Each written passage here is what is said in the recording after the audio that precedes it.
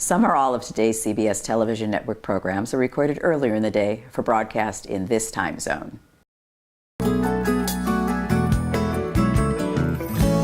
Sheila and Alan are the best neighbors. They are Hamish, they are Menches, they are kind, supportive, compassionate, loving, engaged and engaging. Exemplary figures. Sheila and Alan are leaders.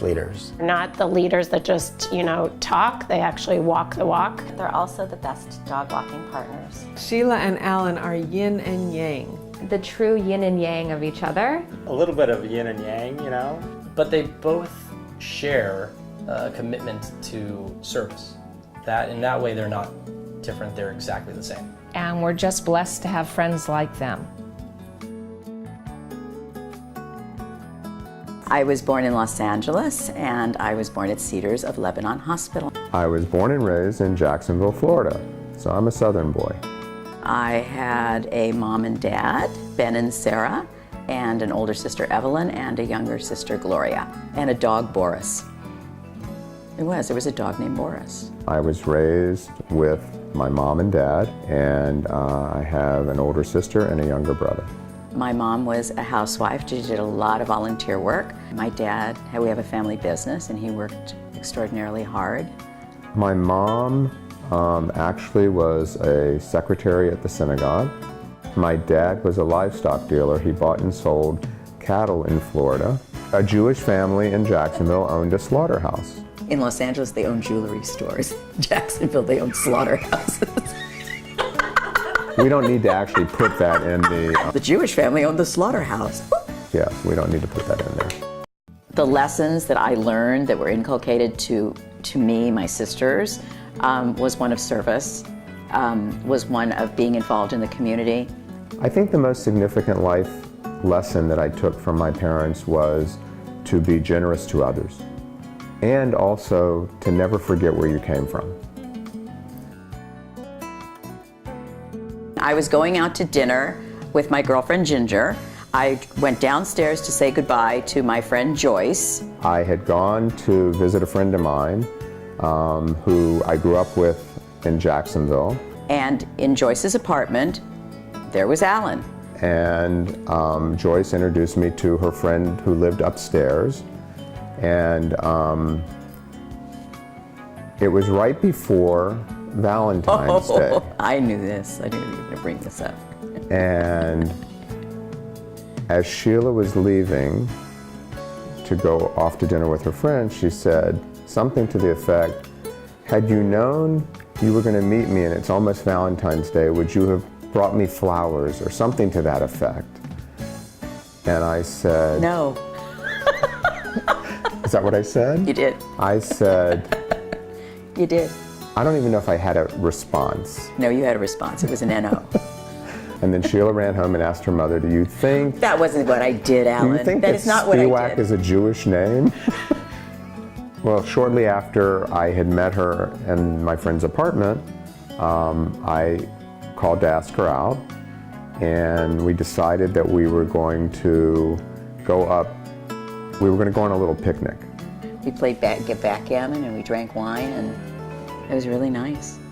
Aside from the fact that I thought he was cute, I thought that he was an amazing listener. I mean, we would talk, and I would did a lot of talking then, and he would do a lot of listening, right? Mm-hmm. You did. You did. I was impressed with the fact that Sheila used to work for CBS, and that I was across the country probably watching a TV show, and she was announcing the upcoming show that was coming on. And here I was from a small southern town, and I'm meeting sort of a star. Oh God, oh my God. Some or all of today's CBS television network programs are recorded earlier in the day for broadcast in this time zone. And 3 months later, we got engaged, and we got married August 17th, 1980, at the Sephardic Temple. Aaron was born in 1982, August of 1982. Sarah was born 4 years later. The kind of Jewish home my parents created for me and my sister was one of both religion and culture. It was the traditions, weekly Shabbat dinners, going to shul. They not only instilled religious values, but those of compassion toward others, tikkun olam, we did a lot of volunteer work, really to the essence of what Judaism is. Family was always very, very important to me growing up. We didn't have a large family here, so it was very important for us to have a community where basically our kids, our friends' kids, were like family to our kids. I think Camp Ramah is very important to our Jewish community because so many of these kids that are able to experience Camp Ramah are not getting any of their Jewish background from any other sources. I was 11 years old when I went to Camp Ramah for the first time. I was surrounded by just all these other Jewish kids from all over, and we were all together from the younger ones to the older ones, and so we played together, we sang together, we slept together. Oh, wait a minute, I can't say that. I learned how to play guitar at Camp Ramah. I loved Israeli dancing on the sports field. I loved playing baseball on the upper sports field. I knew Camp Ramah through Sheila's experiences, her telling me about her experiences at Camp Ramah, and I certainly learned about Camp Ramah and lived Camp Ramah through both of our kids.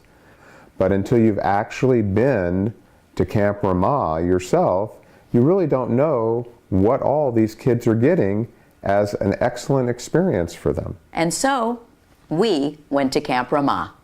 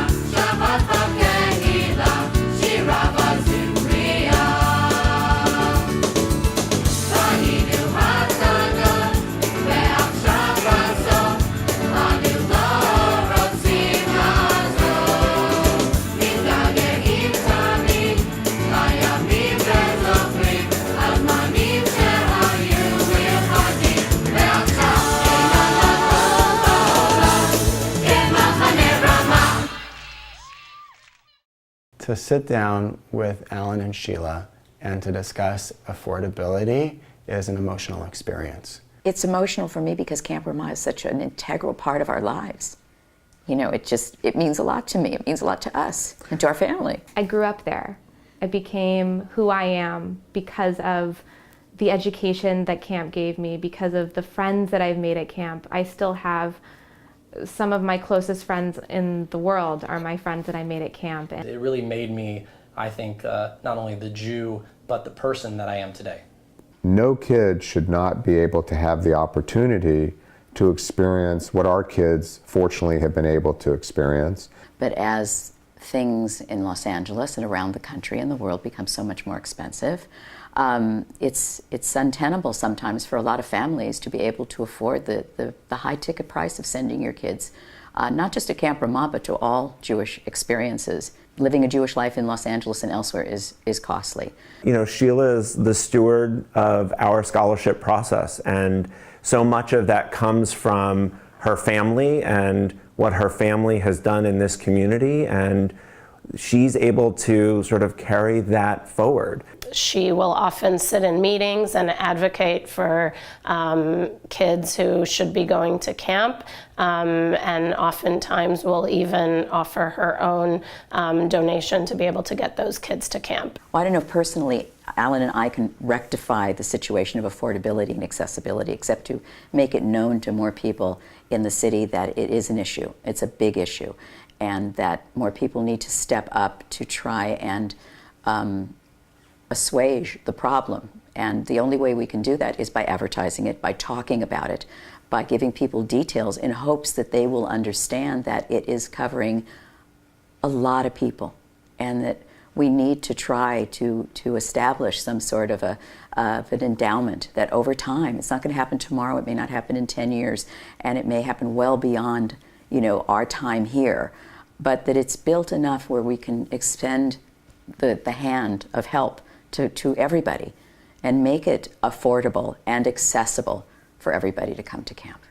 Camp is where you instill a Jewish identity, and that's where you're going to grow the next generation of good Jews, good people. And that speaks to the continuity and ensuring the Jewish future. It's all about family and what family can do to help others. And that's the message that we have been giving to our children as well. They give with their heart, you know, they give with their full being, and they leave a legacy of that for us as well as these ones. Right? If my parents have encouraged one other person to start giving, to start volunteering, to start being an active member of Camp Ramah and the Jewish community, they will be satisfied that their legacy has been filled. And I think that's why they do what they do, is to galvanize others to be a part of what they are already a part of. Their time giving back is giving back for the future. By enabling so many children to have the impactful summer at Camp Ramah through her work with scholarship, that alone has completely changed the landscape of what our Jewish future will look like, and has empowered those children to really take hold of their own destiny from a Jewish standpoint. You asked what drives my parents. I want to say what doesn't drive them first, which is recognition. They want to give as quietly as possible and accepted this honor to be honored by Camp Ramah with some hesitation, but they understood that by putting their names and their good reputations out there on behalf of Ramah, that others would step forward, and that together we'd be able to make a big step to help make affordability and accessibility to Camp Ramah that much easier for the families in our community. A toast to Sheila and Alan. We wish you all the strength for the future, and we love you. Thank you so very much for all that you do for the Ramah community. For 25 years of a wonderful friendship. Thank you so much for all you continue to do for our community and what you've done for me personally and professionally.